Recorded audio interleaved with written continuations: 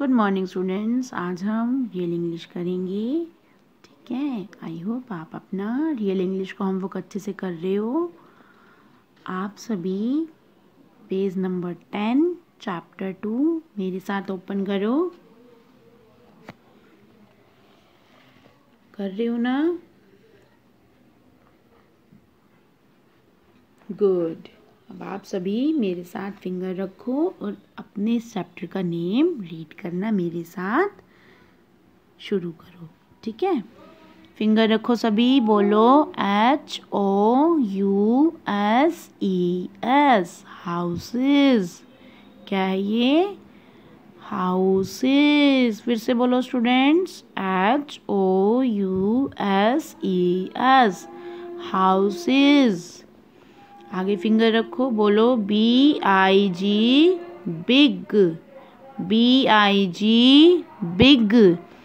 आगे आओ, AND, and, AND, and, SMALL, small. सभी बोलो स्मॉल। अब पूरा रीड करो, हाउसेस बिग एंड स्मॉल। फिर से पढ़ो, हाउसेस बिग एंड स्मॉल। इस चैप्टर में हम हाउसेस के बारे में पढ़ेंगे। ठीक है, क्या करेंगे हम? स्टूडेंट्स अच्छे से सुनो, चैप्टर 2 में हम हाउसेस के बारे में पढ़ेंगे। ठीक है, आप सबको अच्छे से पता है कि आपके घर के चारों तरफ क्या है, बताओ? हाउसेस है ना? ऐसा तो नहीं है कि सारे हाउसेस बिग हों, स्मॉल हो, या फिर सारे के सारे टॉल हैं। ऐसा तो नहीं है, बोलो। नहीं है ऐसा, है ना? कुछ घर आपको बड़े दिखेंगे, कुछ छोटे, कुछ लंबे और कुछ चौड़े। ऐसा ही है ना? ऐसा तो नहीं है कि सारे के सारे आपको बड़े बड़े दिखें और सारे के सारे आपको छोटे छोटे दिखें। ऐसा तो नहीं है ना? और आपको ये भी पता है कि इतने सारे हाउसेस में अगर आप जब कभी भी घूमने भी गए तब भी आपको कौन सा घर बेस्ट लगेगा, बताओ? गुड। आपको अपना खुद का घर हमेशा कैसा लगता है? स्वीट लगता है ना? कुछ ऐसा ही हम आज इस चैप्टर में रीड करेंगे और इसे समझेंगे। ठीक है, आई होप आप मुझे अच्छे से सुनेंगे और मेरे साथ रिपीट करेंगे। सभी फिंगर रखो और बोलो SOME, some, HOUSES, houses, ARE, are, BIG, big, some houses are big। फिर से फिंगर रखो और बोलो some houses are big।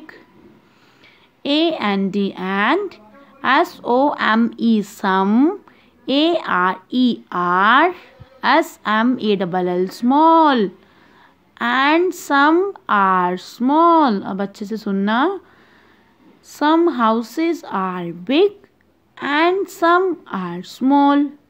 कुछ घर बड़े हैं और कुछ छोटे हैं, है ना? आपके घर के आसपास भी ऐसा कुछ? गुड। बिग मतलब बड़े, स्मॉल मतलब छोटे।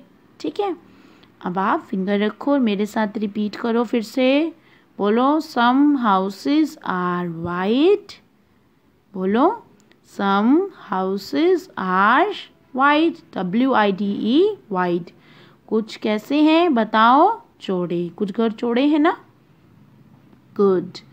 फिर से फिंगर रखो, AND, and, यह भी हमने रीड किया है।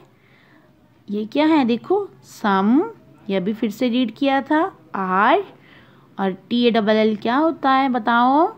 टॉल। टॉल मतलब लंबा। ठीक है, कुछ घर चौड़े हैं और कुछ कैसे हैं? लंबे, है ना? आपके घर के आसपास। अब मैं इस पैराग्राफ को पूरा रीड करूंगी, मेरे साथ रीड करना। बोलो, some houses are big and some are small. फिर से पढ़ो, some houses are big and some are small. Some houses are white and some are tall. Some houses are white and some are tall. अब मैं पूरा read कर रही हूँ फिर से, मेरे साथ रिपीट करो. Some houses are big and some are small. Some houses are white and some are tall. कुछ घर बड़े हैं और कुछ छोटे, कुछ चौड़े हैं और कुछ लंबे. ठीक है, आगे अच्छे से समझ आपको ये पैराग्राफ. अब हम नेक्स्ट रीड करना सीखते हैं. SO so, MANY many, HOUSES houses, so many houses. बहुत सारे हैं ना घर. so many houses, बहुत सारे घरों में से. जब आप क्या करते हो, घूम फिर आते हो. अब हम नेक्स्ट में ऐसा कुछ पढ़ेंगे. WHEREVER whenever. IROAM roam. दोबारा पढ़ो. Whenever I roam.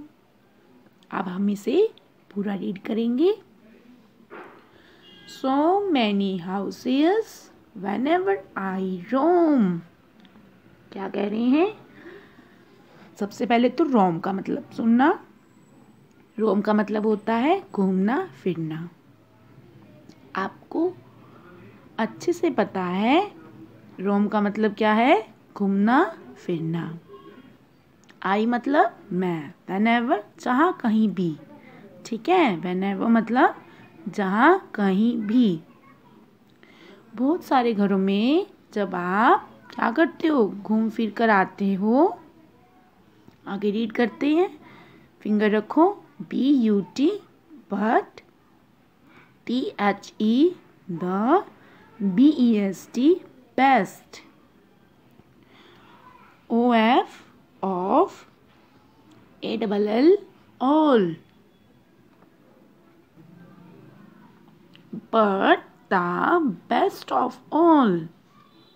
फिर से बोल रही हूँ, बोलो. but the best of all. IS is MY my, OWN on, SWEET sweet, HOME home. But the best of all is my own sweet home.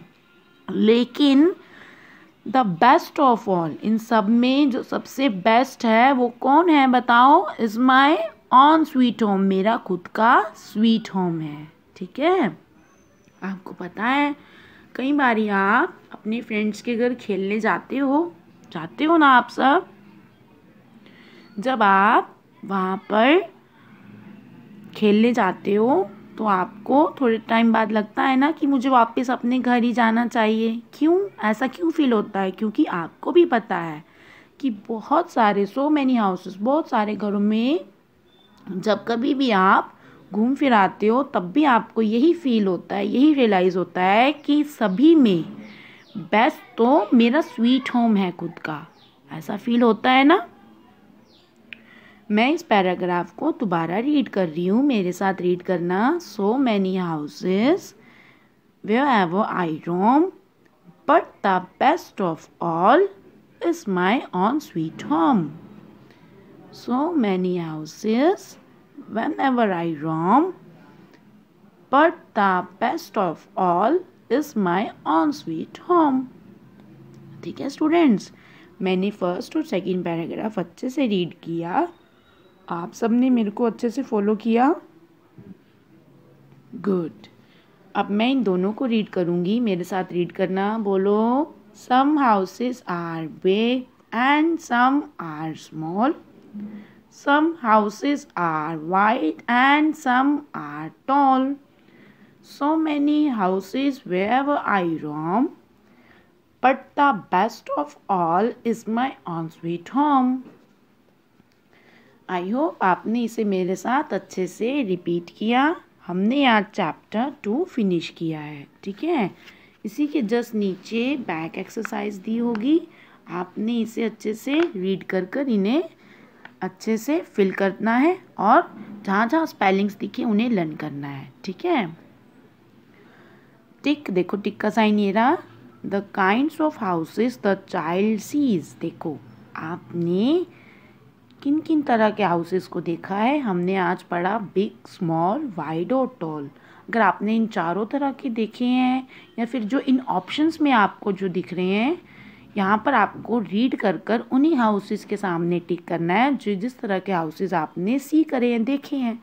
Short देखे हैं तो शॉर्ट में करना है, बिग देखे हैं तो बिग में, टॉल देखे हैं टॉल में, वाइड है तो वाइड में, स्मॉल है तो स्मॉल में, फैट है तो फैट में। बट आपने तो स्मॉल, वाइड, बिग और टॉल सी करे है ना, ठीक है।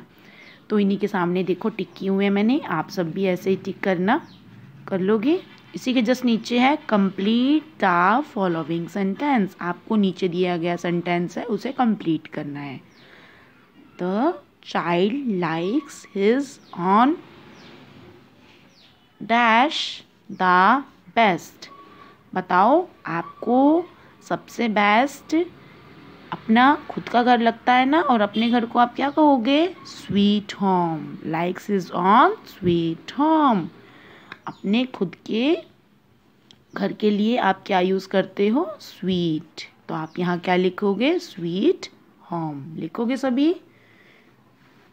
गुड, आपको ये स्पेलिंग लर्न करनी है। अब पेज नंबर 11 में आ जाओ सभी और मेरे साथ बोलो, right the opposites of the given words, choose them from the balloon।